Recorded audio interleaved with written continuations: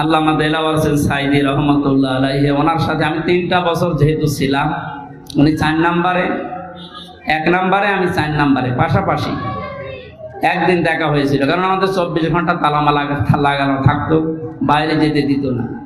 চিকিৎসার জন্য একবার নিয়ে এসেছিল 2 নম্বর জেলে, দাঁতের জন্য আমাকেও নিয়ে গেল, যে দেখি মুরব্বী চিকিৎসা চলছে।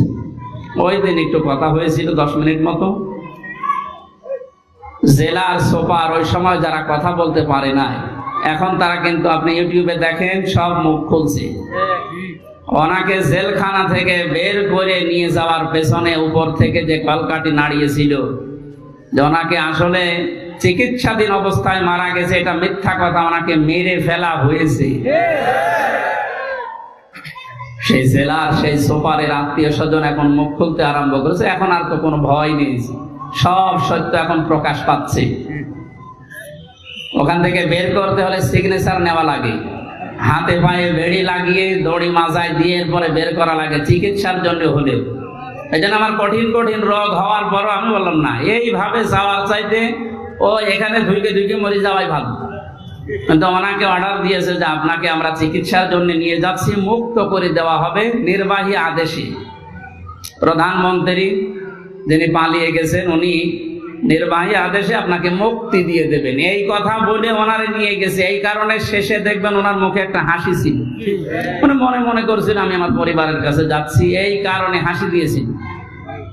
ঘন অক্ষরেও জানতে পারে না যে এরা ষড়যন্ত্র করে আমার ইনজেকশন দিয়ে মেরে ফেলবে। সুতরাং এই ময়দান থেকে ওনার নামে দোয়া করার আগে আহ্বান জানাচ্ছে, এটা যেহেতু রেকর্ড হচ্ছে, যারা ওনার এই মৃত্যুর জন্য দায়ী প্রত্যেকের বিচার ওনার ওই ট্রাইব্যুনালেই করা দরকার। আমরা রাজি আছি না? বিশেষ করে ডাক্তার মোস্তফা জামান সহ এর আগে আরো 2 জন আছে, আমি দেখলাম পালাইছে, তাকে বন্দি বিনিময়ের মাধ্যমে নিয়ে আসা লাগবে। কিসের পালানো? মানুষের উপরে জুলুম নির্যাতন করে, বিশেষ করে আয়না ঘরের ভেতরে যাদেরকে রেখেছিল এর সাথে যারা জড়িত, একটাকেও কোনো ছাড় নেই। মাফ করে দিন। মাফ করে দিন মানে কোন জালেমকে যদি মাফ করে দেওয়া হয় তাহলে মজলুমের উপরে এটা অবিচার হয়। কারণ আপনি তো ওই জায়গাতে টের পাননি, আপনি তো স্ত্রী পুত্র সন্তানাদি মা বাপ নিয়ে ভালোই খাচ্ছেন ঘরছেন, আর ওই লোকটা যে 9 বছর 8 বছর 12 বছর মাটির নিচে, এইদিকে 1.5 হাত এদিকে 1.5 হাত, ও জানেও না যে দুনিয়া বলে কিছু আছে। আজকে যে কি বার আমি জানি না, এখন যে কোন নামাজ তাও জানি না, আন্দাজে নামাজ পড়তাম।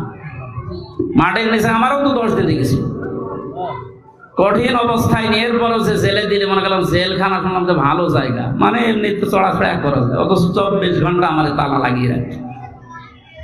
যে মামলা দিয়েছে তো মূল্য চুরি করলেও অতদিন রাখা যায় না, মূল্য চুরি করলে মাত্র 3 মাস, আর আমার 3 বছরে জামিন তো দেয়নি। সিএমএম কোর্টে মানুষের জামিন হয়ে যায় মামলায়, জজ কোর্টে হয়নি, সিএমএম কোর্টে হয়নি, হাই কোর্টে 1 বার 2 বার 30 বার মামলা তুলেছে। যারা এই টট্টবটন এই জুলুমের সাথে জড়িত, আমার মতো হাজারো ভিকটিম এই দেশে, একটাকেও কেউ যেন মাফ না করে, কোনো মাফ নেই।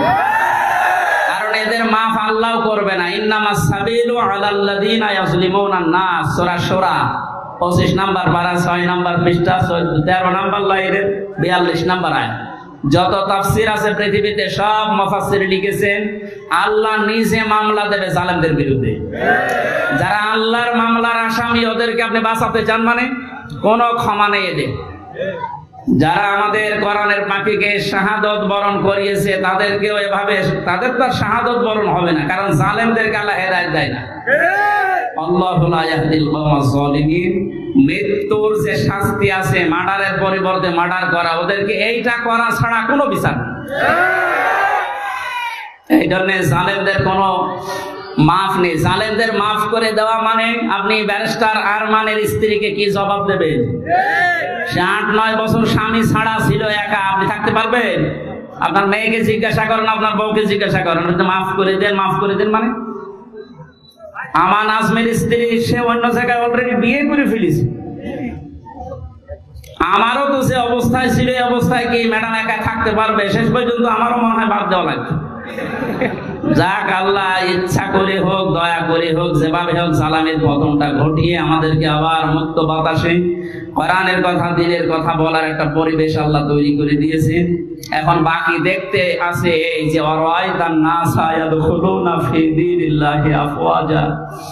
আল্লাহর কোরআনের ঘোষণা, যখন আল্লাহর সাহায্য আসে তখন আপনি বিজয় দেখতে পাবেন। যেহেতু বিজয় দেখতে পেয়েছি, দলে দলে মানুষ ইসলামে প্রবেশ করবে, এটাও আমরা এখন দেখতে পাচ্ছি।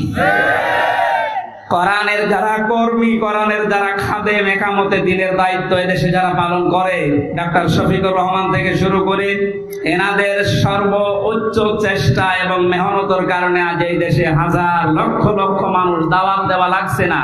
তাদের অ্যাক্টিভিটিস, তাদের কাজ কারবার দেখে এমনি মানুষ ইসলামে চলে আসছে।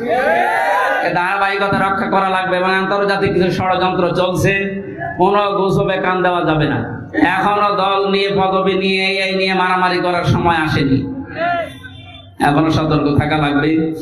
সূরা হাক্কাত থেকে যে আয়াতগুলো পড়লাম 20, 21, 22, 23, এগুলো তাফসীর আকারে আমি ডাকাতিয়ার ওই ময়দানে এসার পর থেকে আজকে শুরু করবো। এখন আর 5-6 মিনিট আছে আজানের, কথা বলা মনে হয় ঠিক হবে না।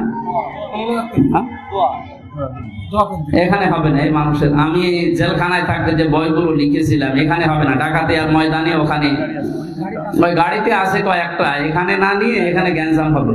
যদি পারেন ওখান থেকে বইটা নিয়ে স্ত্রীকে পড়াবেন, মাকে পড়াবেন, মেয়েকে দেবেন, কাজে লাগবে। পারিবারিক জীবন নিয়ে লিখেছি। জেলখানায় তো অধিকাংশ মানুষের মামলা দেখলাম এই পারিবারিক জীবন নিয়ে, ওইদিকে লক্ষ্য করে লিখেছিলাম। ওই যে গাড়ি আছে, ড্রাইভার আছে, ওনাদের কাছে নিয়ে যাবেন, যাওয়ার সময় কাজে লাগবে।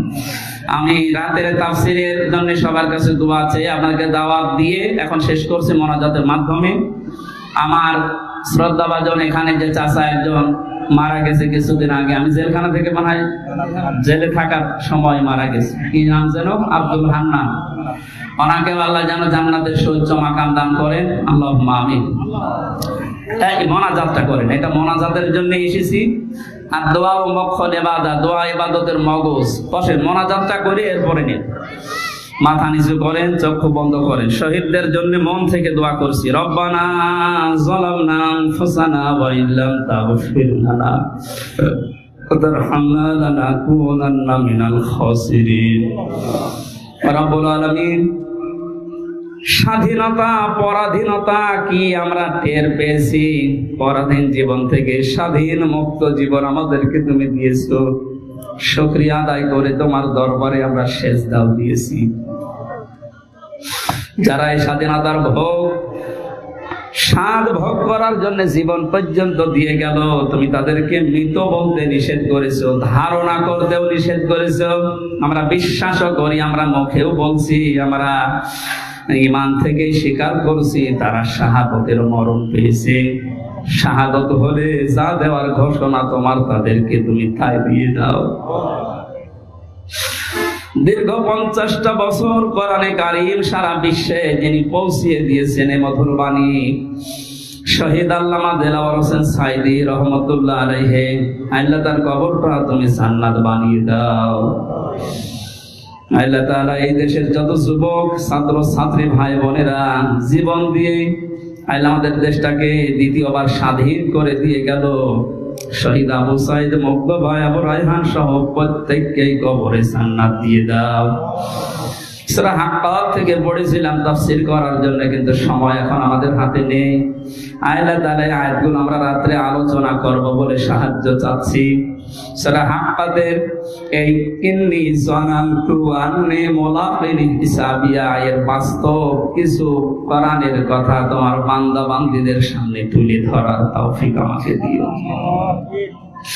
এই অনুষ্ঠানটার আয়োজন করতে গিয়ে তোমার যে বান্দারা শ্রম দিয়েছে, কাজী সাহেব সহ প্রত্যেকের জীবনের অপরাধগুলো মাফ করে দাও।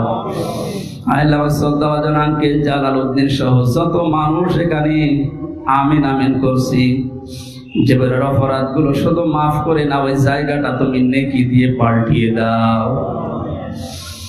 আল্লাহ তাআলা মহেশপুর, কোটসাদপুর, ঝিনাইদহ এগুলো কোরআনের ময়দান, এই ময়দানগুলো তুমি উর্বর করে দাও। বাংলাদেশের এই 53টা বছর বহু মানুষ তো চালিয়েছে। মানুষের আইন দিয়ে চললে কেমন লাগে আমরা দেখতে পেয়েছি, শুনতেও পেয়েছি। এখন শুধু বাকি আছে কোরআনের আইন দিয়ে দেশ চললে কেমন দেখা যায়। আল্লাহ এটা দেখে মরার তৌফিক দাও। রব্বুল আলামিন 3টা বছর আমার জীবন থেকে যারা সরিয়ে দিল, কেড়ে নিল, নষ্ট করে দিল, এই মানুষগুলোকে হেদায়েত দেবে না, কারণ তুমি জালেমদেরকে হেদায়েত দেবে না, এই কথা কোরআনে দিয়েছো। আল্লাহু লা ইয়াহদিল কওমাজ জালিমিন, ওই জালেমদের যা হিসাব তুমি দুনিয়ায় মিটিয়ে দাও। এলাকায় মাটির নিচে যত মানুষ কবরে আছে, কবরগুলো জান্নাত বানিয়ে দাও। আল্লাহ তাআলা আমার সাথে যারা এসেছে, মাওলানা হোসাইন আহমেদ সহ যত আলেম ওলামা প্রত্যেককে মঞ্জুর করো, কবুল করো। আল্লাহ তাআলা এলাকায় কোরআনের দাওয়াত নিয়ে আসবো এই মনস্থ করেছি, আমাদের খালেস নিয়ে ইখলাসকে তুমি কবুল করে নাও। বারাকাল্লাহু লানা ওয়া লাকুম ফিল কোরআনিল আযীম। যখন এই মরণ আসবে, তোমার ওই কালেমাটা আমাদেরকে দিও, লা ইলাহা ইল্লাল্লাহু মুহাম্মাদুর রাসূলুল্লাহ।